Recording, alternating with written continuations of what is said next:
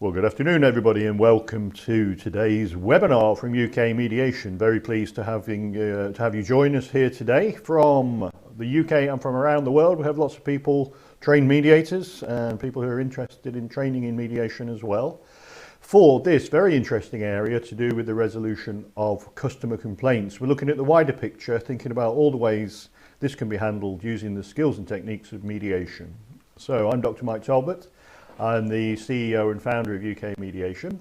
For those who don't know me, background in psychotherapy. So I came into this field 23 years ago, having worked as a psychotherapist for years, with an interest in the psychology of conflict. So we're curious here at UK Mediation about what's going on when we get into conflict in disputes with other people, what's happening at a psychological level, to do with our motivations and our needs and interests and psychological drivers, and in particular why it's difficult to resolve conflict for ourselves and what we might need from an impartial third party who we'll call a mediator to help us to resolve those conflicts and disputes. So that's the kind of angle we take looking at conflict here at UK Mediation. So today's webinar is all about customer complaints, and what we're going to be looking at are some facts and figures in time-honoured fashion. The incidence of complaints, some numbers around the complaint scenarios. What we mean by a complaint sounds obvious, but I think when we're looking at complaints procedures and complaints processes and complainants, it's interesting to see what people categorise as a complaint or not a complaint. So we'll take a quick look at that bit.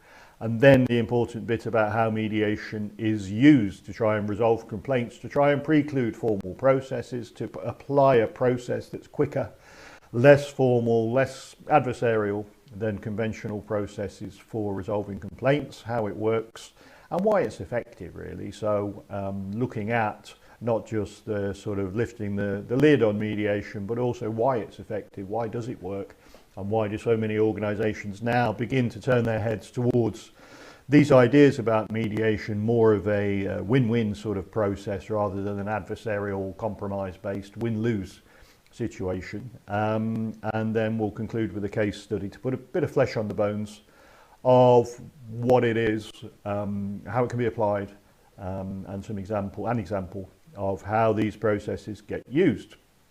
Okay, so let's crack on as usual with some facts and figures. More than half people would never use a business again after a poor experience. That's interesting, isn't it? So with a oversupply, I would say, in a lot of areas of the commercial world, for especially online services, goods and services. If somebody annoys you, if you're fed up with somebody, if they tee you off, you probably won't use them again. So more than half of us, if we have a bad experience with a particular company, would not use them again. And I'm just, as we speak, been having conversations around the office to do with estate agents. A lot of estate agents working online now, just online. And some colleagues' experiences of using agents where they're fed up with those agents just through sometimes lack of customer service, and that's it, they're gone. They're not going to use them again. So a bit of data there would suggest that more than half of us are in that boat. Have a poor experience with a company, you won't use them again. If we are unhappy, and I've just told you, I haven't named names, but I've just told you that somebody was unhappy with an estate agent, and on average will tell 16 other people. Very interesting figure, and I'd be really curious how Lee Resources International got to that, but that is the figure. We'll tell 16 other people about our experience. And there's also the phenomenon that if you have a good experience, we rarely tell people. We rarely tell anyone, but if we had a bad experience, we'll tell apparently 16 other people. Nearly all of us will give a provider of goods and services a chance if your complaint is dealt with effectively. I think I know from personal experience where something has gone wrong and it's been dealt with properly, you'll go back to that company. You think, well, okay, because I'm now assured that if anything goes wrong again, it will get sorted. So nearly all of us will give people a second chance if the provider of the goods and services deals with our complaint effectively. So there's some facts and figures. So let's have a think about semantics. What do we mean by a complaint? I guess we have our own ideas about what a complaint involves, but let's say it's some kind of an expression of dissatisfaction, something about I'm fed up about. Could be about the way we're communicated with, could be about the quality of the goods or service that we've been provided with, it might be about price, it might be about delay, how long it's taken to get something delivered or provided. some kind of expression of dissatisfaction. Might be about goods, might be about services. And it's quite often to do with how someone feels they were treated. They're not arguing about the mechanics, the nuts and bolts, the objectifiable aspects of the provision of that goods or service. It's just about how you treated me, that you didn't call me back, the way the person spoke to me, the tone of the letter that you sent to me. It's about how that person feels they were treated. It can occur in almost any sector. So might be within private companies, so provision of goods or services through a private sector organisation.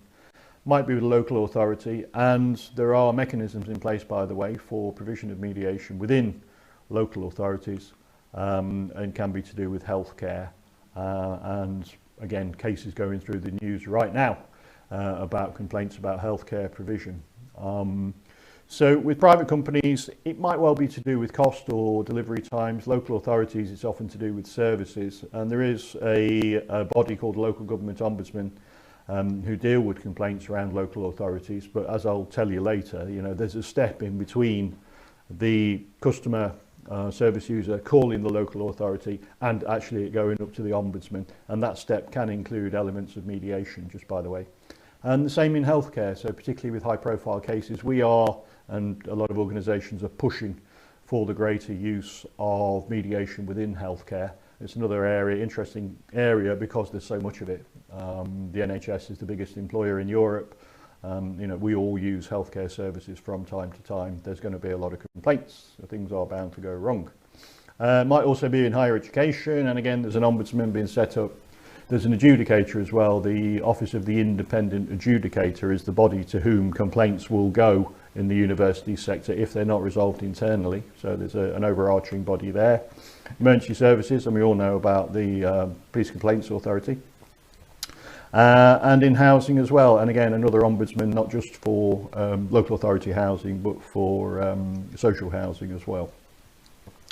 So might be complaints in any of these sectors. And as I've said, as we've gone through, you know, there are bodies and organisations set up now to deal with complaints when they can't be resolved internally. But all of those bodies will send back a complaint if they feel that there's not been sufficient effort made at local level to resolve complaints.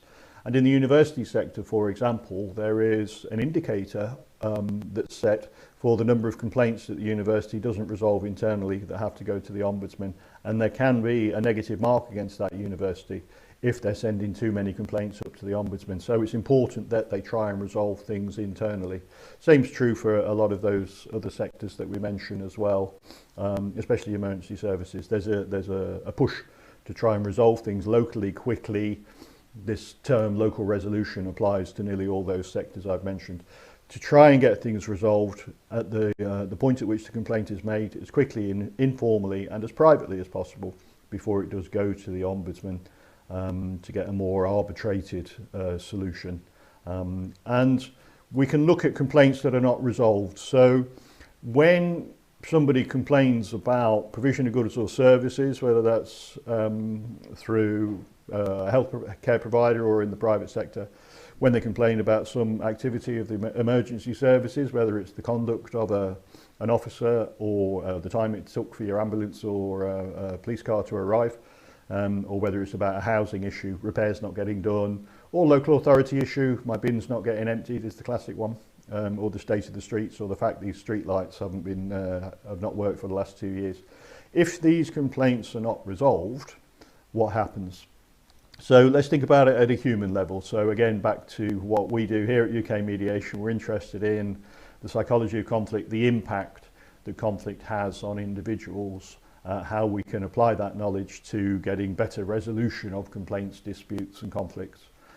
So in the event that you or I or anybody made a complaint about something that had happened within one of those sectors that I've just mentioned, communication starts to break down. So we start to get a little bit more tight-lipped, a little bit more steely-jawed about the whole thing.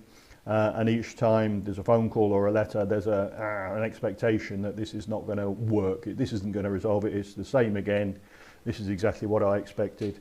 The communication starts to break down. The tones of voice change. The tone of communication of the email and the letter changed. both sides feel they're not being listened to. So the person complained against, we'll call them the respondent. The respondent is thinking, okay, I've already told you this. I've already given you this solution. I've already explained why X, Y, Z happened or didn't happen. And the complainant also feels like they're not being listened to. They feel like they've been fobbed off with a standard response, a standard letter. So what the complainant usually does is they redouble their complaints. So there was a case that came to us some years ago from some aspect of public service, and the complainant's original complaint, the way it was dealt with, led to 2 or 3 more complaints because of the way they were spoken to and the fact of calls not getting returned, and in the complainant's eyes, the way that he or she was spoken to. So that made more complaints. And then when they were addressed, when the complainant added those to the list of complaints, the way they were dealt with was unsatisfactory to the complainant. So basically it didn't just redouble their complaint, but we got a snowball effect, complaining about how the complaint was dealt with or failed to be dealt with. So where this can go when you've got a very fed up complainant is that the respondent thinks the complainant's being demanding or unrealistic. And whether they say it or not, that's often in the minds of the respondent. Dealing in customer services requires a superhuman level of patience, of course, and sometimes dealing with service providers who don't do what we think they should be doing also requires a superhuman level of patience. But when that's tested, the respondent tends to think the complainant's being undemanding and unrealistic, while the complainant just feels fobbed off, ignored, and they tend to redouble their complaint. So then what happens in the anatomy of a typical dispute is that then we go to arbitration or the courts. So arbitration can be provided through one of the ombudsmen, or it might be provided in another way, or the court is when we've gone beyond that and it's more into litigation about who's wrong and who's right. So arbitration will often lead to a compromise where, in a manner of speaking, neither side quite gets what they want, but there is some kind of a resolution to the dispute and people walk away with a shrug. So the complaint is resolved sort of to the satisfaction of both parties, not entirely. And if we miss that bit out, or if arbitration is unsatisfactory to both sides, as it may be in quite a lot of cases, then it's into the court. We're into more of a win-lose process about who's right and who's wrong, whether the complaint is justified or not. So it tends to be this sort of binary win-lose kind of outcome. These days, social media gets used as a weapon, usually by the complainant more than the respondent, well, always by the complainant, not the respondent. So a lot of bad-mouthing on Facebook, a lot of bad-mouthing on Twitter, drawing other people in. So people let their complaint be seen by their followers, that gets shared with lots of other people, it's seen by all their followers. And we know with some high-profile cases in the media, particularly involving healthcare, the enormous numbers of people who can get drawn in to a very one-sided description or one-sided narrative about the person's complaint, and the weight that brings behind that person's complaint is reassuring to the complainant. It can be quite vexatious, can be quite destructive from the point of view of the respondent trying to get a positive outcome to that complaint. So consequently the relationship gets spoiled. By that I mean the customer-consumer relationship, the provider-purchaser relationship. So particularly in cases where there's a need for that service user or consumer to continue to draw down goods and services from a particular provider of those goods and services, when that relationship gets despoiled by all that dissatisfaction around the complaint, it makes things difficult. So, for example, if I complained about my GP, I don't need to, they're wonderful, and we got into a big wrangle and I was, bad-mouthing them on Twitter, and the whole thing got very sour and we had to get some form of arbitration involved, perhaps through the health ombudsman. Next time I have to go and see that GP, things are going to be a bit tense between us. So that relationship gets spoiled and makes it difficult to continue with a completely functional provision of goods and services in the future.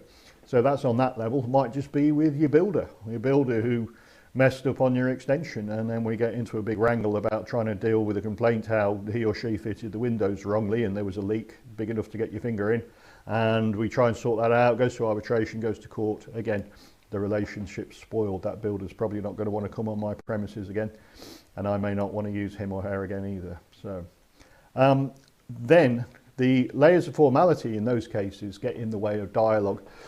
You know, we believe that a lot of disputes could be sorted out with a conversation. It's because of the difficulty of walking towards that conversation that we get into these formal processes. Quite often we maybe lack the skill to have that conversation. Sometimes we lack the opportunity to have that conversation. And quite often we lack the confidence to have that conversation. A lot of us are quite averse to conflict.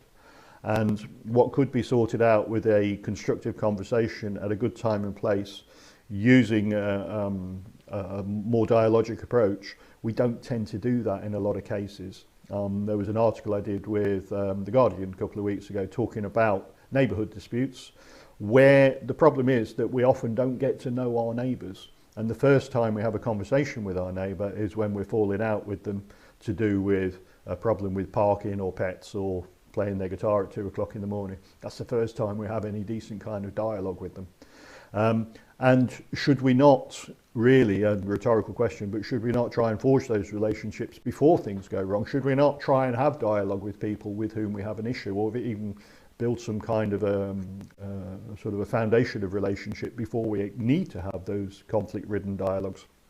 But when we start to get formal, when it gets all paper-ridden, when there are emails going to and fro, when third parties get involved, representatives, whether they be legal advisors or CAB or one of the ombudsman, this gets right in the way of dialogue. And the problem there is then it ends up as winners and losers. In most formal processes, it's about looking to the past, it's about looking at the evidence to try and prove blame and fault, and it's ending up with somebody who wins and somebody who loses. So that's what happens when complaints go wrong. And these are all the things that we're trying to preclude and avoid and get around by using mediation. Okay, so let's have a think about how mediation is used. So we'll call it complaints mediation, and let's have a think about what's involved there with complaints mediation. Well, in essence, it's a way to bring about a better and more constructive conversation between people. So if we can keep it at the level of two individuals coming into a dialogue that's focused more on the future, it's focused less on blame and fault, and it's more about a shared responsibility to make things better so that the relationship can be preserved and that we can right a wrong if a wrong has taken place. That's what we're talking about. So in a manner of speaking, mediation is very, very simple. It's just about making that kind of a conversation happen rather than a conversation that's based more on the past, more on evidence, more on blame and fault, and more on who's wrong.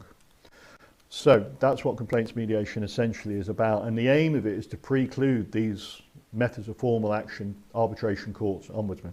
We want to try and avoid those things, which are relationship spoiling, very lengthy, very expensive, and we don't want anybody feeling as though they've lost. So the idea is a gain-gain process. I prefer that to this win-win process thing. Win-win sounds a bit competitive, but gain-gain. Both parties to a complaints mediation process should feel as if they walk away with more than they started, and there's no sense in either party's minds that they have lost.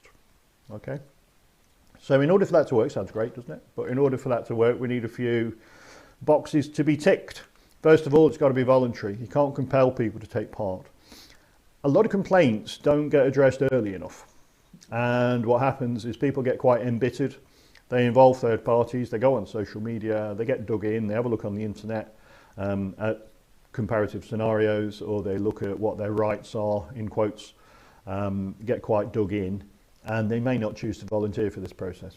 So when that's offered to them, it's like, pah, I'm not into that at all. And there was actually a case came through our doors very recently, in recent days, where when it got to mediation, it had been left too long, and the complainant in that process said, nah, I'm not taking part in this. I've already started a process to take him to court. So people need to, they have to want to take part. You can't compel people to take part. You'll get a lot of resistance if you try and force people to take part in mediation, to the point where they'll come in arms folded and not wish to speak in the mediation process, because all they're doing is ticking a box so that they can go into a more formal stage. Second thing is it's private. So there are often quite personal, quite sensitive aspects to a complaint scenario from the complainant's point of view. how they were upset, how it impacted on them and their family, how it impacted on their finances, where it left them in a practical sense.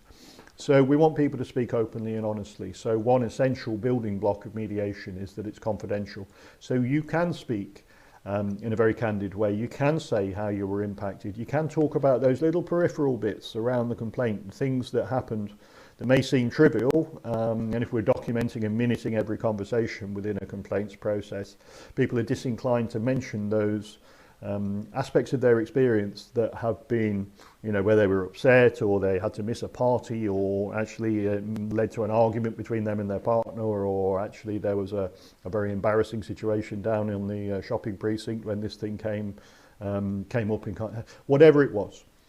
We want people to be able to speak openly and honestly about all aspects of how they've been impacted. So we don't retain records of what gets said and done within mediation, within reason, and disclosures are quite minimal. And the third thing is that we need to make it future focused. So it's not about a forensic analysis based on evidence of what both parties allege has happened in the past, because that's bound to be coloured by our need, a human need, to be right, to be vindicated, and not to be the bad guy.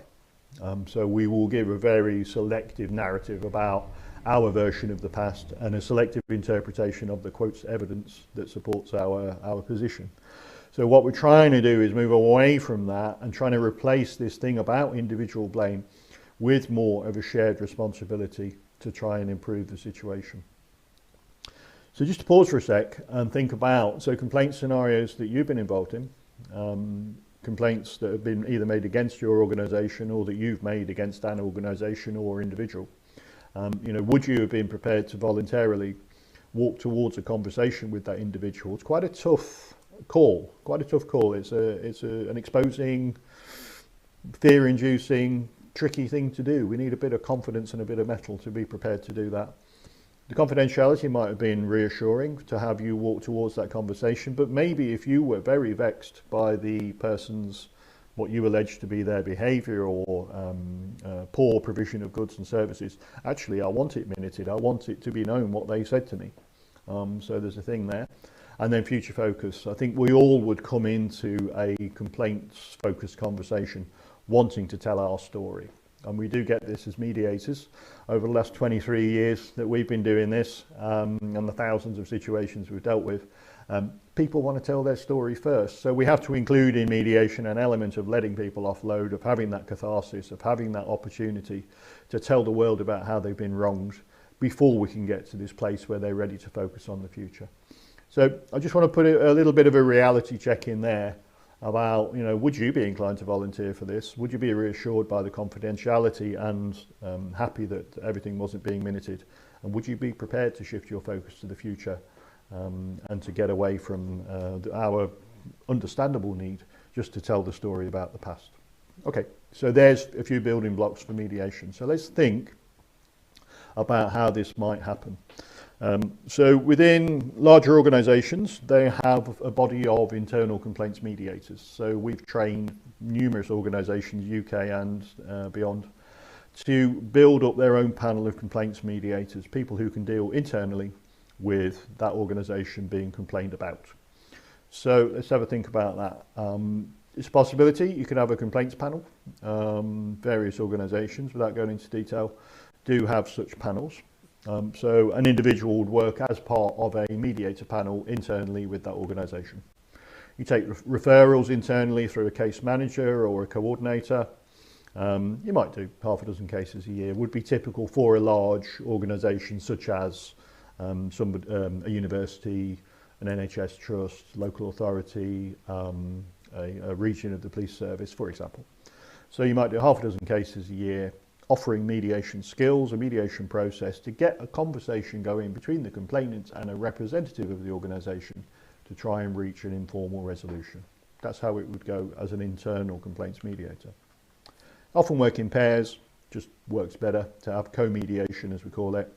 4 is better than 2, easier to keep order in a heated conversation, and it can contribute to a more inclusive and more diverse mediation service as well if you have a couple of different people in there.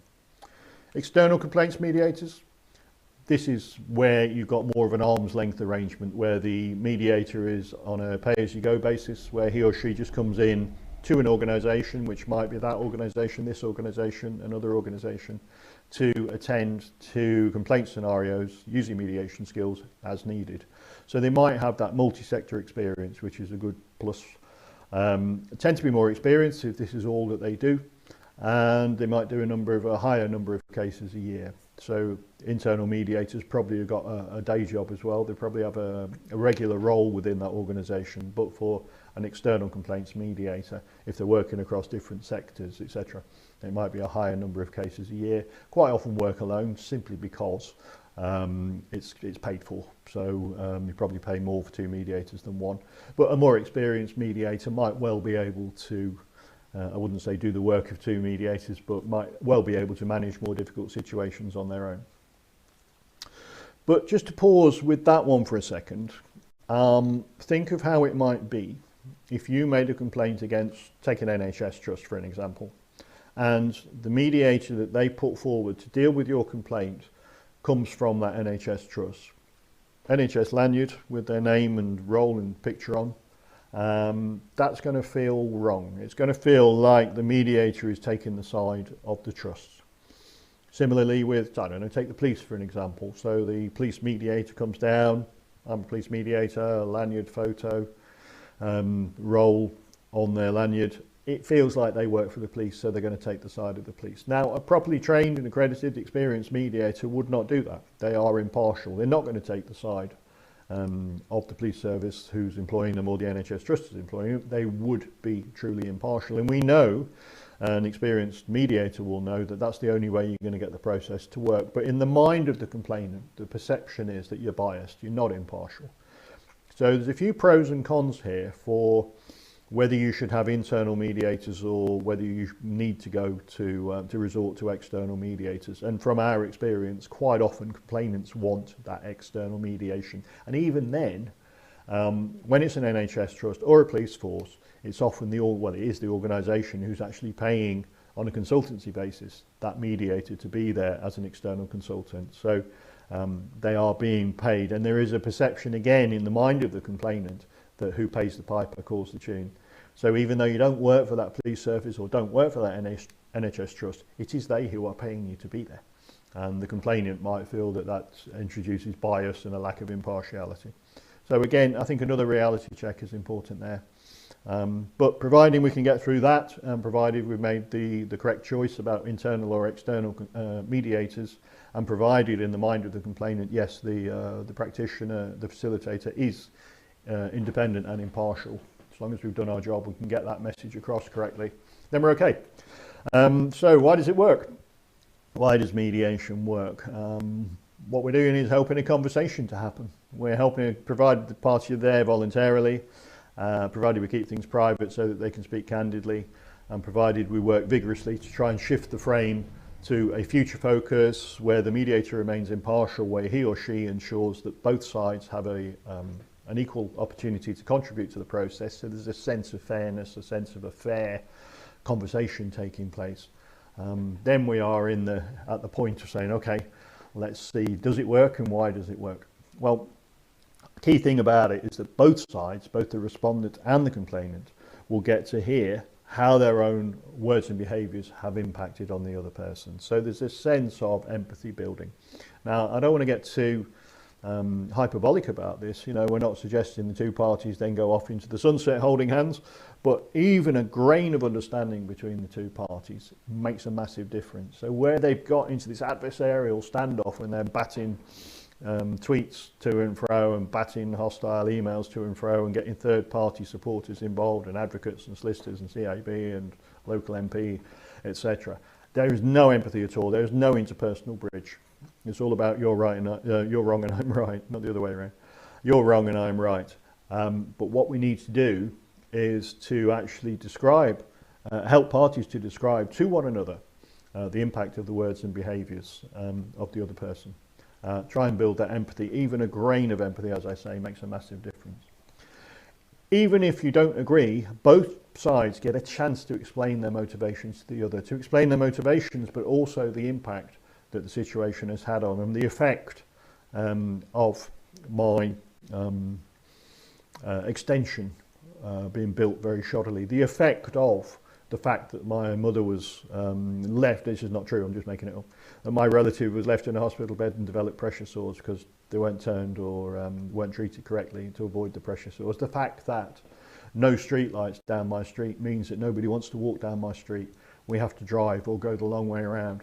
The impact that has on us. The fact there have been 4 break-ins down the street because there are no street lights. So it's not just about the lights being out, about the shortage of nurses. It's not just about the builder being taken away to another job before he or she had finished doing my extension.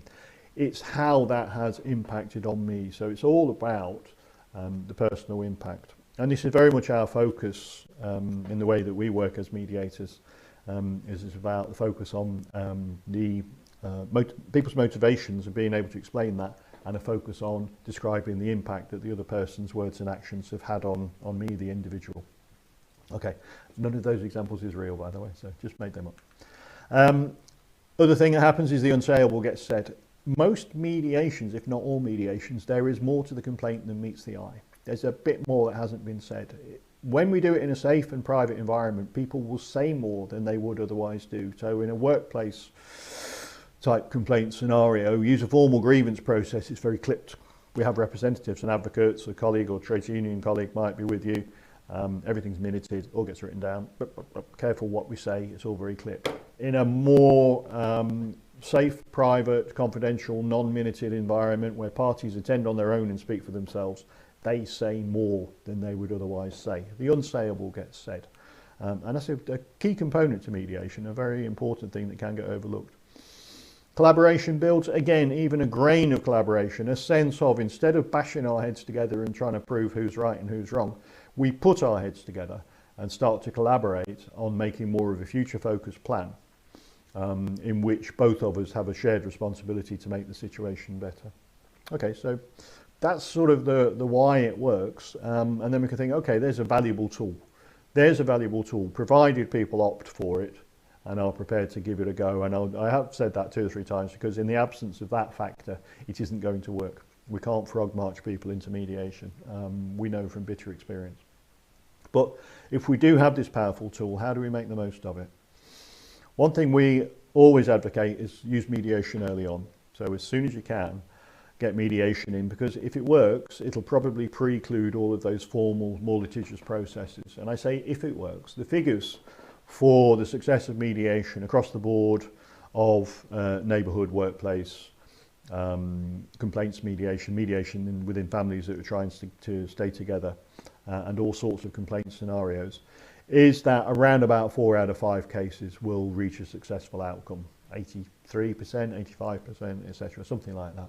Anybody who tells you 100% is a fibber, because there are cases that are not going to settle simply because when people get into the mediation, they realise the issues are not mediable. They can't be solved that way. Or parties withdraw cooperation, or they abandon the process for whatever reason. There can be all sorts of reasons. So it's never going to be 100%.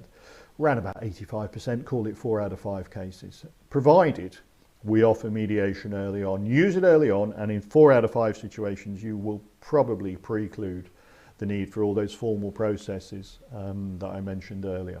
So there's top tip number 1 for making the most of mediation. Number 2, ensure the voluntariness, said that enough times. 3, make sure you stay truly impartial. So we have to communicate to the parties as well that the mediator is not sitting on the fence.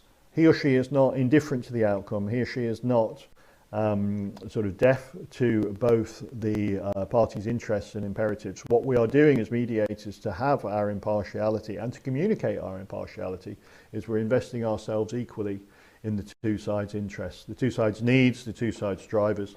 We're investing ourselves equally in ensuring that they come to that interface, put their case, describe the impact of the other person's words and behaviours, describe the impact, including those candid details about how this situation has affected them. And the mediator must be investing him or herself equally in both sides' endeavours to try and do that. If we don't do that, it feels one-sided and it will fail. And this clearly is impacted by that internal mediator, external mediator debate, you know, whether the person who's got the NHS or police lanyard on or whether they've come from outside as an independent consultant. Those are key elements in the success of mediation. So I've said a bit about what it is. I've said a bit about what the alternatives are if we don't use something like mediation. I've said a bit about why it works and given a few examples as we've gone along. But if you want to make the most of it, you need to very much to be ticking these three boxes: early intervention, voluntary participation, and a strong version of impartiality for the mediator. Right, that's theory. Quick case study. I'm not going to take it all the way through to conclusion and give you all the nuts and bolts, but let's give you a bit of a story about how you might build up to the point where you're going to use mediation. So in this case study, it was about making some custom furniture, some very nice one-off custom furniture, chest of drawers and a wardrobe. So Mr. and Mrs. Newhome, who comes up with these names, I don't know, commissioned this company, Build 'em Up, to make this furniture. It's going to be about £2,000, and that was the quote. And they were told it'd be about 8 weeks to make these nice pieces of custom built furniture. What happened was 16 weeks later, and all they got was a chest of drawers, and they weren't entirely happy with it either. One of the drawers was quite sticky, and there was a problem. There was a flaw on the front of the veneer on one of the drawers as well. Build 'em Up in the current situation had difficulty sourcing materials, and we know that that's an issue at the moment for all sorts of reasons. And these materials have become significantly more expensive, not just a few pounds, but actually it's really spiraled, and some of the fittings were actually twice the price than they'd originally costed them for. So New Homes weren't very happy at all. Build 'em Up understood this. They apologised profusely to the New Homes, but they said, look, if we're not going to make a loss on this job, even to break even, we need to charge you an extra £500 to get that wardrobe produced. Otherwise, we're out of pocket. New Homes weren't too happy about this.